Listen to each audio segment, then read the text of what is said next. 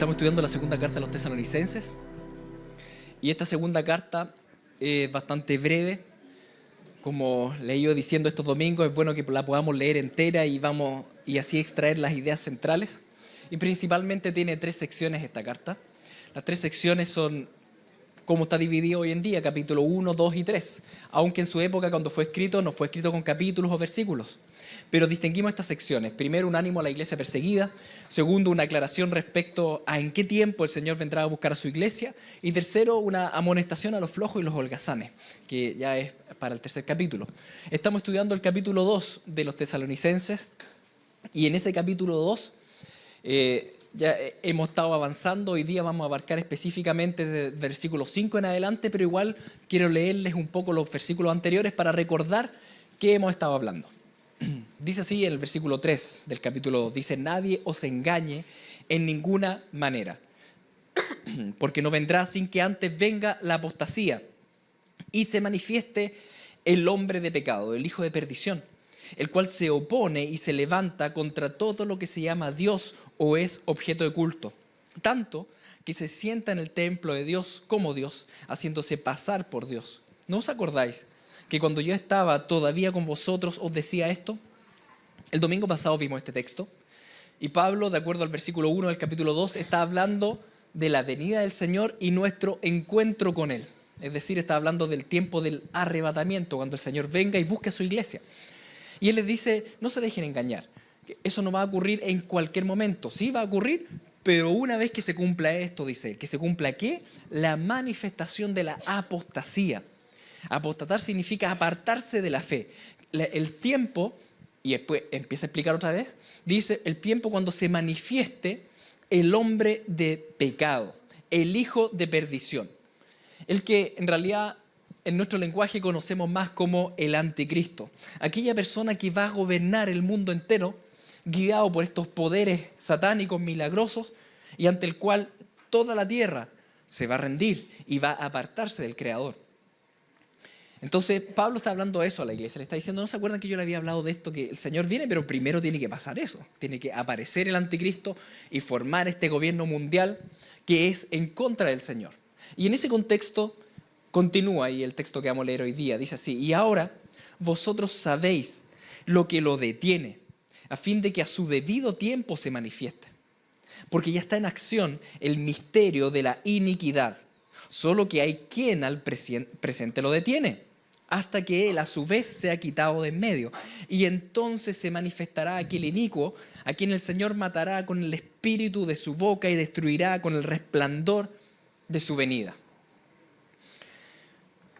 Este pasaje puede parecer un tanto misterioso, pero lo vamos a ir clarificando. Dice varias cosas. En primer lugar, dice que este misterio de la iniquidad, esta maldad que va a llevar al mundo entero a apostatar, esta maldad que se va a representar plenamente en este hombre de pecado, en el anticristo, dice Pablo, en realidad ese misterio de la iniquidad ya está ahora. Estamos hablando hace 2000 años atrás. Ya está, dice Pablo. Solo que en este momento hay algo que lo detiene, dice en el versículo 5.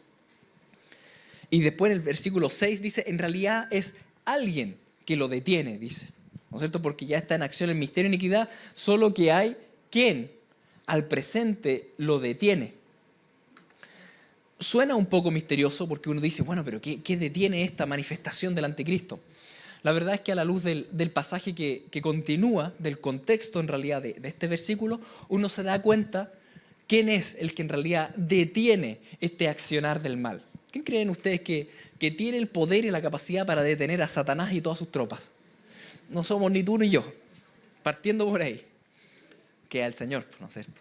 En realidad es el Señor. Y continúa el texto de esta manera y dice: inicuo, cuyo advenimiento es por obra de Satanás, con gran poder y señales y prodigios mentirosos, y con todo engaño de iniquidad para los que se pierden, por cuanto no recibieron el amor de la verdad para ser salvos. Por esto Dios les envía un poder engañoso para que crean la mentira, a fin de que sean condenados todos los que no creyeron a la verdad, sino que se complacieron en la injusticia. En realidad, en este texto nos vamos a detener hoy día. Quiero que observe la siguiente tensión. la tensión que se manifiesta en el texto y que nos llama tanto la atención. Cuando yo les pregunto, bueno, ¿por obra de quién surge el anticristo?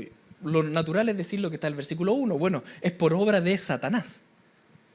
Sin embargo, cuando uno continúa en el pasaje, llegamos al versículo 11, y el versículo 11 te dice que en realidad, detrás de esto, el último gran responsable es ¿quién? Dice, es Dios el que envía el poder engañoso. ¿No le llama la atención eso?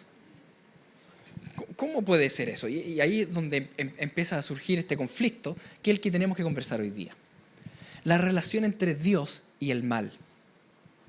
La relación entre Dios y el mal es algo que continuamente el mundo se pregunta, nosotros nos preguntamos, incluso cuando uno hace un evangelismo, preguntan, bueno, pero ¿cómo puede haber mal si está Dios?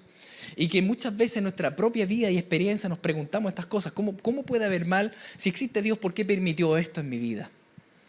La relación entre Dios y el mal es un tema que es complejo, pero que no podemos hacer el quite, porque está ahí presente en la vida y está presente en su palabra.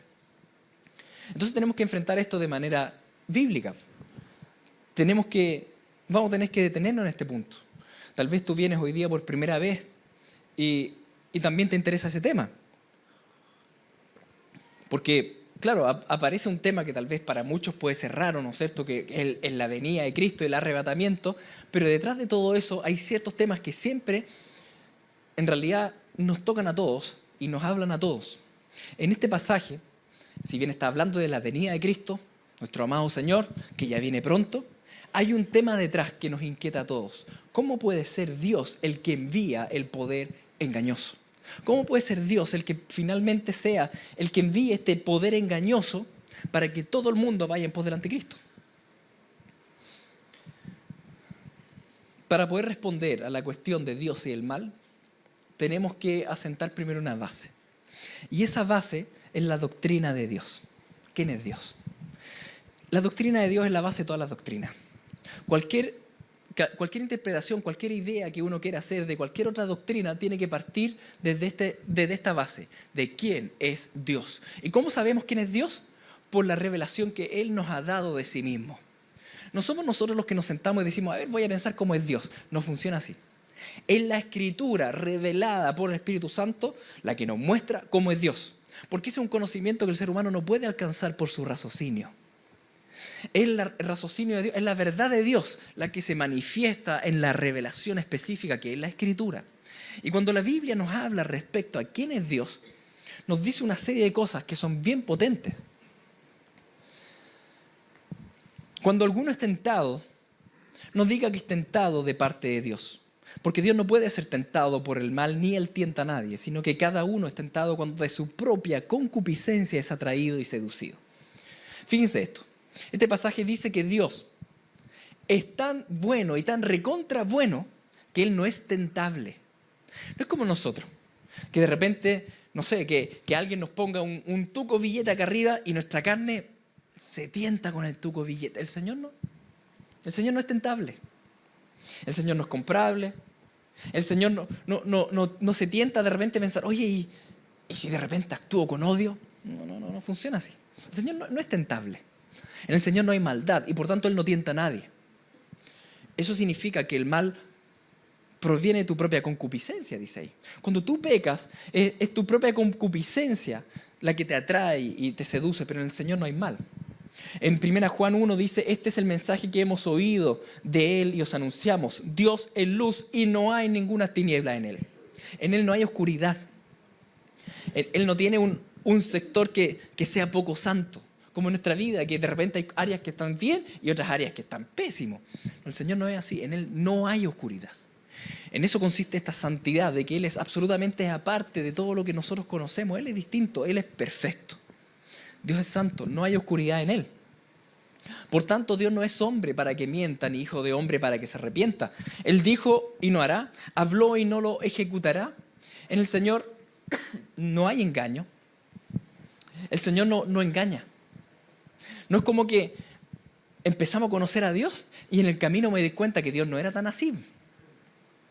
Vamos a llegar al cielo y en 1000 años más me voy a dar cuenta que hoy no era tan así como decía. No, el Señor no es así. como a veces puede parecer o puede parecer en ciertas relaciones, que uno se hace amigo de alguien o se casa con alguien y resulta que no era tan así. No, el Señor no, el Señor es verdadero. Él es plenamente verdadero. Por tanto, Dios no es hombre para que mienta. No te anda diciendo ciertas cosas y después las cambia en el camino. No es que Dios zigzaguea. En su esencia, Él siempre es el mismo. Él es inmutable. Por tanto, cuando en Génesis parte dando una revelación, que es pequeña, capítulo 1, esa revelación sigue siendo plenamente verdadera hasta el Apocalipsis, hasta el final, durante toda la Biblia. La revelación es paulatina, es progresiva, pero no cambia. ¿Me entienden? No es que mientras uno va avanzando, resulta que Dios no era así, no. Su revelación es plenamente verdadera. El Señor no engaña. Gustad y ved que es bueno Jehová. Dichoso el hombre que confía en Él. Alabad a Jehová porque Él es bueno, porque para siempre es su misericordia. El que no ama no ha conocido a Dios, porque Dios es amor. Perdón. Dios es perfectamente bueno. Él es bueno de adentro. Lo que ustedes muchas veces han escuchado decir de las personas, falso de las personas. Cuando dicen, no, es que este es bueno de adentro. No hay nadie bueno de adentro, todos son malos de adentro, dice la Escritura. No, es que lo único que le falta es el Señor. Entonces le falta todo. No existe lo bueno de adentro. El Señor es bueno. En esencia Él es bueno. No es que el Señor a veces es bueno o el Señor a veces se comporta de manera amorosa. No es así. Cuando hablamos de los atributos de Dios y de la esencia de Dios, estamos hablando de que es indivisible de Él. Él es en esencia lo bueno. Él es en esencia el amor. Por tanto, siempre el Señor se conduce con bondad y con amor. No es que a veces se conduce con amor y a veces no. El Señor siempre es amor en esencia. Y es bondad. Y es veracidad. Y es santidad. Y no solo eso, Él también, como es perfectamente bueno, Él también es perfectamente justo. Porque si no fuera justo, no sería bueno. ¿No es cierto? Entonces, Él es la roca cuya obra es perfecta. No es que el Señor hace algo, hizo algo en tu vida y en el camino dijo, chuta, la embarré en realidad con esta persona. No, vamos a cambiar el camino. No es que el Señor no la embarra. No es que partió la humanidad y después dijo, la embarré. No, no, no. El Señor es perfecto en todo su camino. Él conoce el final desde el comienzo. Porque todos sus caminos son rectitud. ¿Me entienden? ¿No? Tiene que ver con la rectitud. No es que va poniéndose chueco en el camino. Él es perfectamente recto. Dios de verdad, sin ninguna iniquidad en Él. Él es justo y recto. La iniquidad, ¿qué es la iniquidad? Maldad. ¿Cuánta maldad hay en el Señor? Cero. No hay maldad. Por tanto, todo lo que hace es perfecto y es plenamente recto. Eso es lo que uno ve en la historia y en mi vida. Y uno dice, pero ¿cómo puede haber entonces tanta atrocidad? En la historia de mi vida, calma. Vamos con calma. Primero estamos entendiendo quién es Dios. Y sobre el conocimiento de quién es Dios, logramos entender el resto de la situación. Entonces Jehová en medio de ella es justo y no hará iniquidad. De mañana sacará a luz su juicio y nunca faltará. Pero el perverso no conoce la vergüenza. El Señor es plenamente recto y justo en todo lo que hace. Y a esto se suma que Dios es todopoderoso, es omnisciente y está soberanamente sobre todas las cosas, porque todo subsiste en Él. Por tanto, Él hace todas las cosas según el designio de su voluntad. Cuando Él hace cosas, lo hace según el designio perfecto de su voluntad, no de acuerdo a la voluntad de otra criatura, porque ella no sería perfecto su caminar. ¿Me entienden? Por eso cuando nosotros oramos para que Dios conteste esa oración, Juan dice, tienes que orar de acuerdo a su voluntad. Porque si no oras de acuerdo a su voluntad, no te la va a contestar. Aunque diga, no, es que yo quiero, Dios no te va a contestar algo que no va en perfecta rectitud y en perfecta santidad. ¿Me entienden? Porque si no, el Señor estaría siendo poco santo, poco perfecto. Por eso debemos orar con nuestras oraciones. El Señor la contesta, sí, pero cuando es hecha de acuerdo a su voluntad. Si no, no la contesta. No tienen porque no piden, y cuando piden, piden mal. Eso dice Santiago, ¿se acuerdan? Por tanto, el Señor no toma decisiones de acuerdo a tu oración. El Señor toma decisiones de acuerdo a su designio perfecto. No es Dios el que se suma a tu vida. Eres tú el que se tiene que sumar a la voluntad de Dios. No eres el centro del universo. Es Dios el centro del universo.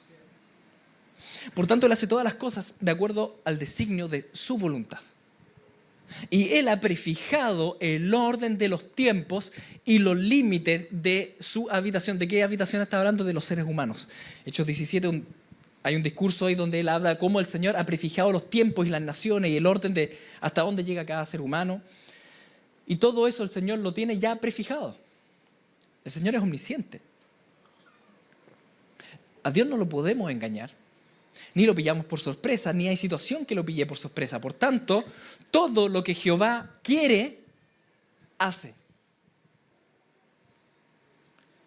¿Y por qué hace todo lo que quiere? Porque todo lo que quiere es perfecto, y es santo, y es bueno, y es justo. ¿Me comprenden? Por tanto, si Dios no hace lo que quiere, entonces estaría haciendo algo imperfecto. No, como el Señor es perfecto, Él hace todo lo que quiere, porque todo lo que quiere es perfecto. Son hartos conceptos. Pero no podemos abarcar el tema del mal si no entendemos quién es Dios. La doctrina de Dios es la base de todas las doctrinas. Y desde ahí uno construye. Entonces, entendiendo de que Dios es perfectamente santo, que en Él no hay maldad, que Él es perfectamente verdadero, que en Él no hay engaño, que Él no tienta, que el Señor es perfectamente justo, que con Él no nos encontramos con mentiras ni cosas al respecto. Él es perfectamente recto y sabio y omnisciente y soberano sobre todo. Y cuando entendemos eso, podemos establecer dos premisas respecto a la maldad. Primero, si en el Señor está todo lo bueno y todo lo agradable y todo lo perfecto y todo lo correcto, en la ausencia de Dios está todo lo horripilante y lo feo y lo malo y lo oscuro. ¿Sí? Así como cuando uno apaga la luz, hay oscuridad. Pero cuando hay luz, no hay oscuridad. Entonces, en esta ausencia de Dios es donde está la oscuridad. Punto 1. Segunda premisa. Como el Señor es perfectamente justo, el Señor debe castigar la maldad. Mucho se habla hoy en día que Dios no es castigador. Dios sí castiga, si no, no sería justo. Lo que pasa es que a sus hijos los disciplina con un amor paternal, ¿no es cierto? Porque Él ya cargó con su propio castigo. Pero cuando vemos la cruz de Cristo, vemos el castigo de Dios. ¿Dios castiga? Claro que sí, porque si no, no sería justo. Pero el que está en Cristo es disciplinado con amor paternal, porque Él ya llevó nuestro castigo. Pero el que no está en Cristo sufrirá todo el castigo de Dios. El castigo que nosotros tomamos como algo malo, no es algo malo. Piensen en esto.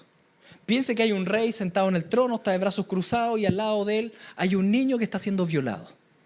¿Qué esperan ustedes que haga ese rey? ¿Que castigue al violador? Si no castiga, no es un buen rey. Y después está el rey sentado y al otro lado hay tráfico humano de esclavitud y tráfico sexual. Si el rey no se levanta y hace algo, el rey no es recto. Por tanto, tú quieres que realmente tú piensas que Dios no es castigador, entonces no entendemos la justicia de Dios. Dios tiene que castigar la maldad, porque Él es profundamente santo y aborrece el mal. Entonces, vemos en la Escritura estas dos premisas. En primer lugar, que en Dios está todo lo bueno, perfecto, agradable y santo, por tanto en su ausencia está el mal. Y en segundo lugar, de que Dios, como es perfectamente justo y recto, sí castiga al ser humano. La pregunta es, ¿de qué manera? Y vemos un patrón repetitivo en la Escritura. Y el patrón repetitivo es esto: que el Señor le da al ser humano lo que el ser humano quiere. ¿Y qué es lo que el ser humano quiere? La ausencia de Dios. El ser humano quiere una vida sin Dios. Eso es lo que tú y yo luchamos continuamente en nuestra vida. Donde el Señor dice, oye, hagamos esto. Y tú dices, no, yo lo quiero hacer sin ti, gracias. ¿Oca? Ya, dale. A ver cómo te va. Esa ausencia de Dios es un ciclo que vemos repetitivo en la Escritura. Entonces, por eso leemos en el Antiguo Testamento pasajes como estos, donde Jehová responde a los hijos de Israel y dice, no habéis sido oprimidos de Egipto, de los amorreos, de los amonitas, los filisteos, de los de Sidón, de Amalec, de Maón, y clamando a mí, no libré de sus manos. Pero ustedes me han dejado y han servido a dioses ajenos, por tanto yo no los libraré más. Andad, clamad a los dioses que os habéis elegido y que los libren ellos en tiempo de vuestra aflicción. ¿Ven este accionar justo de Dios? Donde el pueblo de Israel, sabiendo que en Dios está el bien, no buscan a Dios, se apartan de Dios. Por tanto, Dios dice, ok, si vas a servir a estos ídolos, que ellos te rescaten. Y ahí vemos todos los desastres. Eso es lo que ocurre en nuestra vida, a un nivel más pequeño. Ocurre en nuestra vida cuando el Señor nos dice, ok, ¿realmente tú quieres adorar el dinero? Ya, dale. Adora el dinero, a ver si te va a satisfacer en la vida. ¿Realmente tú quieres adorar a tu pareja? Una pareja que no es creyente, que tú sabes que te aleja de mí, dice el Señor. Pero tú insistes con estar con la pareja. Ya, listo, siga con la pareja. A ver cómo te va a ir. A ver si este ídolo va a satisfacer plenamente tu vida. Y en el camino nos damos cuenta y le decimos, Señor, la embarré. En realidad, solo tú puedes satisfacer. Esa es la historia de nuestra vida. Y eso ocurre en toda suerte de cosas. En el trabajo, por ejemplo. Y le damos el trabajo y dejamos de buscar al Señor. Y el Señor dice, bueno, quiere realmente que el trabajo sea el centro de tu vida. Ok, trabaje pues. A ver cómo va a estar tu satisfacción del alma.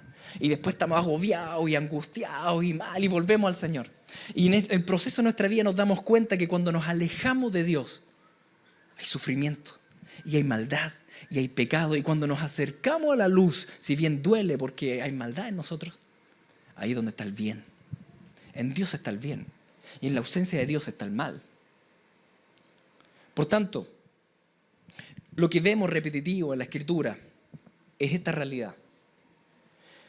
De que el Señor, en consecuencia a esto que nosotros hacemos de darle la espalda, Él nos suelta a nuestras iniquidades, a nuestros deseos. Y de nuestra carne nos salen buenos deseos. Por eso Romano lo pone así, dice así, por lo cual también Dios los entregó a la inmundicia en las concupiscencias de sus corazones. Las concupiscencias son los malos deseos. Dios los entregó a estos malos deseos de sus corazones, de modo que deshonraron entre sí sus propios cuerpos. Por esto Dios los entregó a pasiones vergonzosas, pues aún sus mujeres cambiaron el uso natural por el que es contra naturaleza. Y como ellos no aprobaron tener en cuenta a Dios, Dios los entregó a una mente reprobada para hacer cosas que no convienen. Dios los entregó. Somos plenamente responsables de nuestros actos y de nuestros pecados. El Señor no es culpable, pero el Señor tiene nuestros corazones en su mano. Como este libro que traje de tapa dura. No es una Biblia para que no se asusten. Así somos nosotros, negros. Nuestras iniquidades, nuestra carne caída, tira como plomo al infierno. Si el Señor quita la mano, ¿qué pasa con nosotros? ¿Qué pasa con nuestro corazón cuando el Señor quita la mano? Resulta que si el Señor quita la mano, nuestro corazón no sale para arriba. Nunca va a salir para arriba. Porque nuestras iniquidades nos llevan, como decía, como plomo al fondo del mar. Por tanto, la bondad de Dios es la que sujeta nuestro corazón. Pero cuando nosotros nos resistimos, decimos, es que Señor, yo no te quiero, es que no te quiero, es que no te quiero adorar a ti, yo quiero tener otro Dios, yo quiero tener otra persona en mi vida, yo quiero más que... Ya, pues dice el Señor, y quita la mano. ¿Es el Señor culpable de esa caída? No es culpable. ¿Es responsable supremo? Sí. Como creador y como soberano sobre todo el universo, Él tiene todos nuestros corazones en su mano. Pero el culpable del pecado humano no es Dios. Es tu propia maldad y es mi propia maldad la que nos tira continuamente al piso. Cuando la Biblia describe el mal, describe esta acción de Dios de soltar al ser humano a sus propias concupiscencias porque el ser humano no quiere a Dios. Por tanto, en esa ausencia de Dios aparece toda clase de maldad. Eso significa que si tú y yo pecamos, no es culpa de Dios. Es culpa de nuestras propias iniquidades. Por otro lado, si tú y yo crecemos en santidad, eso no es gracias a nosotros. Eso es gracias al Espíritu Santo en nosotros. Todo lo bueno en tu vida proviene de Dios, no proviene de ti. Todo lo bueno. Y no solo en tu vida, en todas las personas del mundo. Todo lo bueno que hay en todas las personas del mundo proviene de Dios. No del ser humano. El ser humano va continuamente a la iniquidad y todos nuestros pensamientos siempre maquinan mal. Tú siéntate un día, deja que la mente vaya suelta. Por 2 horas. Ya lo han hecho.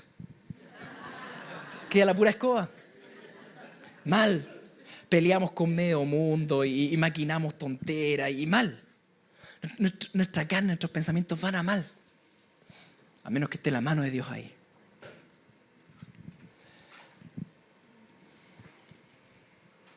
Todo lo bueno, todo bien, toda buena dádiva, dice Santiago, proviene de lo alto. Más allá aún. Si hoy día ustedes amanecieron y vienen el sol, viene el cielo azul, eso es de Dios. Es un regalo en su gracia común para toda la humanidad. Si ustedes han podido disfrutar y caminar por la playa y por Salinas y disfrutar de eso y todo el mundo puede hacerlo, esa es la gracia común de Dios a todos los seres humanos. Cuando un grupo de ateos se juntan para burlarse de Dios y se juntan en torno a una mesa, un buen vinito, y empiezan a hablar en su sabiduría humana y se ríen de Dios y lo pasan bien, ¿quién le está dando la risa? Dios. ¿Y quién le está dando la comunión? Dios. ¿Y quién le está dando el vino? Dios. ¿Y quién le está dando ese tiempo rico? Dios, en su gracia común, aunque se burlen de Él. ¿Por qué? Porque Dios es perfectamente bueno. Y nada bueno podría haber sin su intervención soberana y providencial en cada segundo de nuestra vida. Así de bueno es Dios. Aunque esa bondad no puede durar eternamente si no estamos en Cristo, porque si no Dios no sería recto. Por tanto, en algún momento, como el mundo pisotea su gloria y pisotea su nombre, en algún momento el Señor tiene que decir para. Porque si no, no sería bueno. ¿Me entienden? Por eso Dios tiene que intervenir. La gente dice, ¿y el Señor por qué no interviene? La pregunta es, si interviene, ¿te gustaría? Porque resulta que tú eres malo. No es que el otro, no, es que tú. La maldad mora en nosotros. Y si Dios interviene, ¿te gustaría? El Señor lo que está haciendo, y como lo hemos hablado durante estos últimos domingos, está estableciendo un arca de salvación en todas las etnias del mundo, que es el mensaje del Evangelio. Todo aquel que crea en Cristo, que crea en el sacrificio de Cristo en la cruz, que Jesucristo cargó la ira de Dios sobre él, todo aquel que crea en Él será salvo. Por tanto, el Señor está esperando, en su inmensa gracia y misericordia, que el arca de salvación esté puesta en todas las etnias del mundo. Pero una vez que todo el mundo lo haya rechazado, el Señor le va a dar al mundo lo que el mundo quiere, que es la ausencia de Dios. Y cuando eso ocurra, el infierno ya no va a estar bajo tierra, va a estar acá en la superficie. El mundo quiere monstruos, monstruos les va a dar el Señor. El mundo quiere zombies, zombies van a tener. El mundo quiere películas de terror y demonios, demonios van a tener y terror. El Señor es el que detiene todo mal. Y cuando el Señor saque la mano, el ser humano va a tener lo que quiere y va a resultar ser infernal. Entonces, cuando leemos estos pasajes y entendemos la soberanía de Dios sobre el mal, logramos comprender 2 Tesalonicenses, que dice, ahora vosotros sabéis lo que los detiene, la voluntad soberana de Dios. el plan perfecto de Dios, que su evangelio sea predicado en todas las naciones, a fin de que a su debido tiempo se manifieste, porque ya está en acción el misterio de la iniquidad, solo que hay quien al presente lo detiene: el Espíritu Santo de Dios. Hasta que Él a su vez se ha quitado de en medio, y entonces se manifestará aquel inicuo a quien el Señor matará con el espíritu de su boca y destruirá con el resplandor de su venida. Inicuo cuya advenimiento es por obra de Satanás. Claro que sí, es por obra de Satanás. Pero ¿por qué Satanás puede hacer eso? Porque Dios sacó la mano. Porque si está la mano de Dios, el diablo no puede hacer nada, porque es criatura.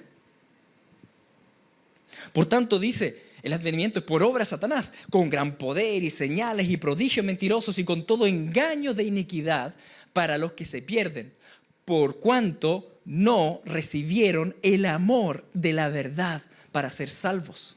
Es decir, el evangelio se les predicó con amor, se les predicó con sacrificio, se les predicó con brazos abiertos, pero no quisieron la verdad. Por tanto, ¿Dios qué les da?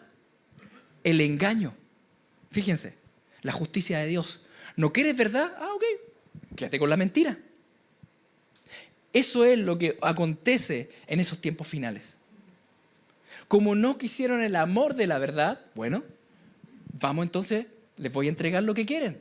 El Señor saca la mano y les entrega el engaño. Y por eso dice que por esto Dios les envía un poder engañoso para que crean la mentira, a fin de que todos sean condenados.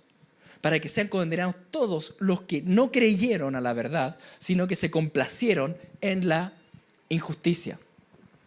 ¿No creíste la verdad? Te doy engaño entonces. ¿Te complaciste en la injusticia? Te daré injusticia. Y de esa manera Dios da al ser humano lo que el ser humano quiere. Y nuestros malos deseos no quieren a Dios. El Señor es misericordioso, intervino en tu vida y en mi vida. Cuando nosotros no lo buscábamos, Él nos buscó. Y cuando nuestros deseos iban siempre a mal, Él puso los deseos de su espíritu. Todos los buenos deseos de nosotros no son buenos, no son de nosotros, son del Señor, los buenos deseos.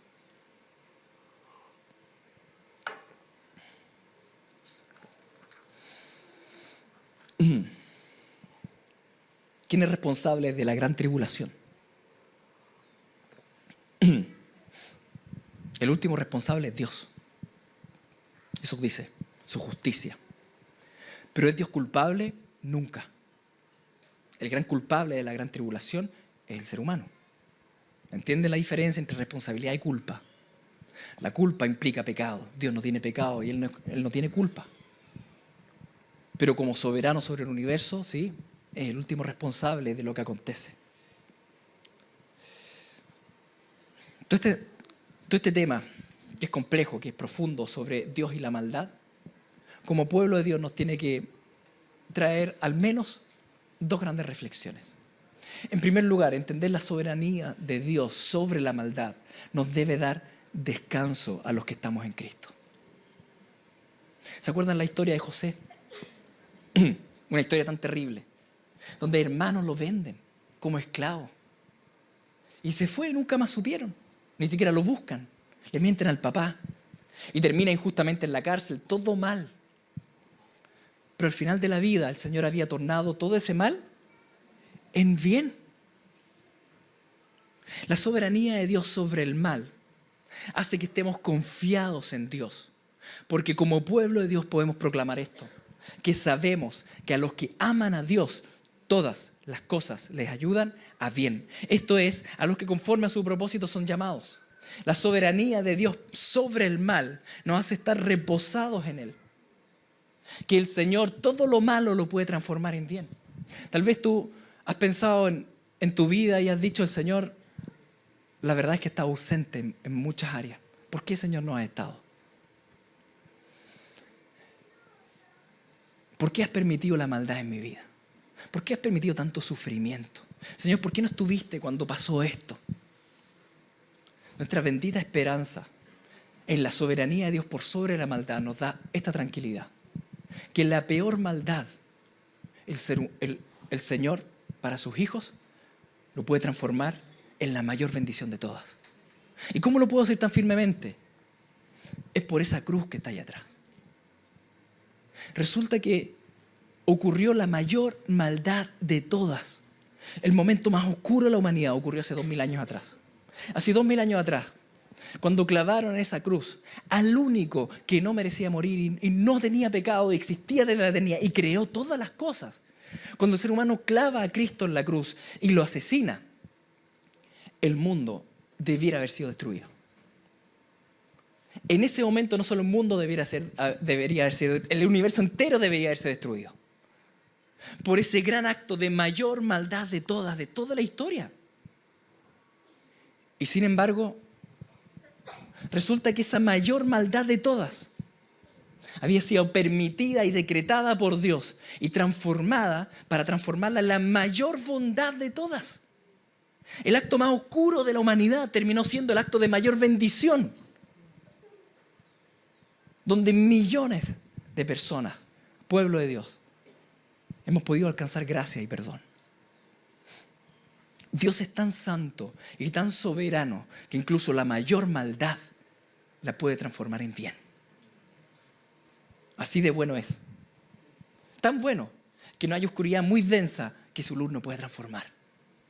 Tan bueno que cuando la tierra está desolada y vacía, la transforma en un jardín del Edén. Y esa es tu vida. Por eso la soberanía de Dios sobre el mal te hace descansar. Cuando tú analizas tu historia y por qué viví esto y por qué viví lo otro y por qué permitiste esto y lo otro, tranquilo, tranquilo, si la historia no ha terminado aún. Tal vez se ve todo desolado y vacío, pero el Señor está haciendo un jardín del Edén. ¿Y por qué podemos decir eso tan claramente? Porque entendemos la soberanía de Dios por sobre el mal. Por tanto, hay descanso cuando entendemos quién es Dios. Hay descanso. Descansa. Descansa. Y en segundo lugar,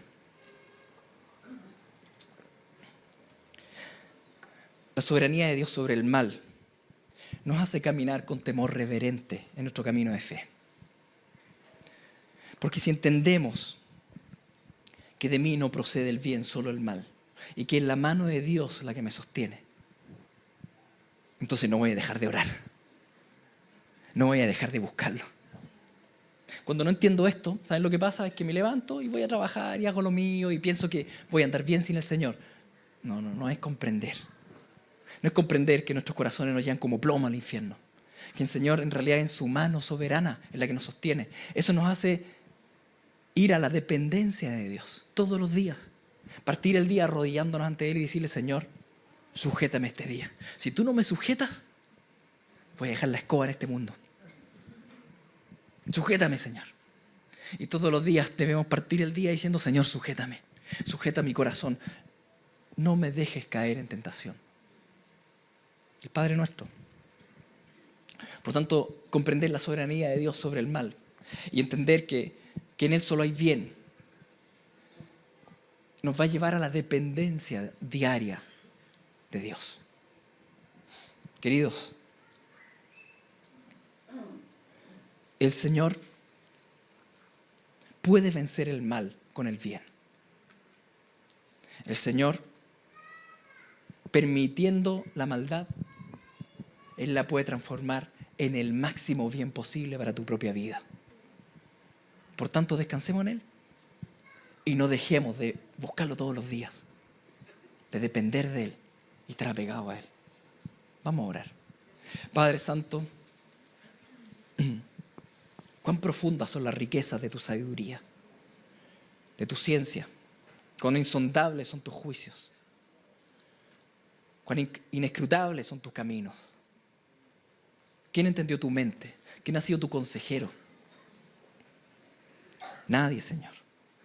Porque de ti, por ti, para ti son todas las cosas. Te damos gracias porque eres tan santo que la maldad no te puede vencer. Y el peor mal, que fue la cruz de Cristo, lo has transformado en el mayor bien para todos nosotros. Te pedimos perdón por desconfiar de ti, por pensar que eres hombre como nosotros, que mientes, que nos abandonas. Te pedimos perdón por eso. nos damos cuenta que no es así. Tú eres perfectamente justo y recto en tus caminos. En este día descansamos en tu soberanía por sobre el mal. Descansamos en ti, Señor.